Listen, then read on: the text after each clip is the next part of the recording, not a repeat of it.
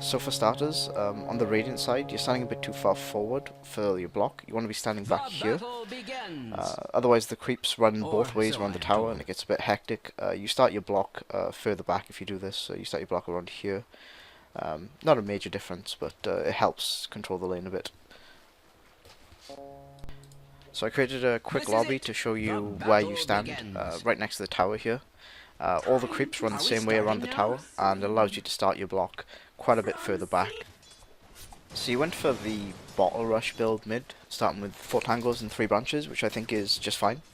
One of the issues is you come up against a Tinker, which when you look at the lineup, you're either going to come up against the Tinker or the Skywrath Mage.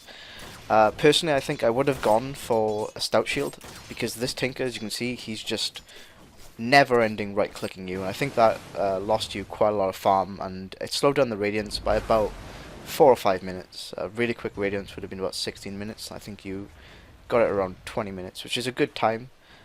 Just one thing is, I think when you got the bottle, I think you should have gone back and gotten a poor man's shield, for example, because you were taking a lot of right-click damage. And I think you were missing a lot of CS mid, because you were taking that right-click damage and backing off, and almost exclusively farming with Riptide, and just getting a few right-clicks in where you could. So I think you farmed very well this game, actually. You split off your illusions to farm multiple camps, and I think it was a pretty solid game. It was a bit of a stomp, but I think you farmed very well for it.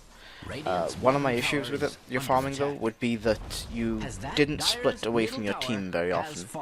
With the Kotl and the fact that you went BTs after your Radiance, I think you could have split away from your team and farmed separately from them on the map. You would have been quite a bit of a higher level than the rest of your team, because obviously you're farming multiple camps.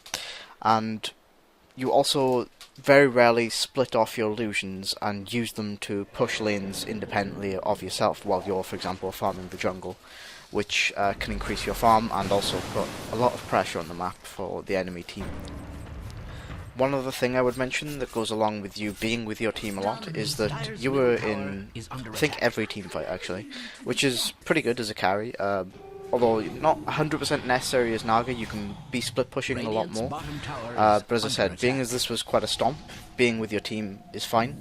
But your skill build was the 4-1-4 and skilling your ult where you could. This isn't really a particularly good skill build for fighting, especially with someone like a Lycan on the enemy team, which is net is fantastic for control, obviously because it goes through BKB, etc. So I think you're probably should have maxed net. If you go for the 4-1-4 build, you usually do a lot more split pushing, and the net is basically there just to distance yourself from someone or cancel a TP. So I think you really have to work on the early game, knowing who you're going to be up against.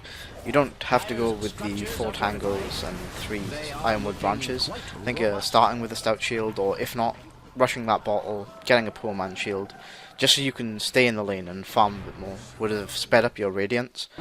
Other than that, I think the game was very well played. I think when you got the Radiance, you split push farmed very well.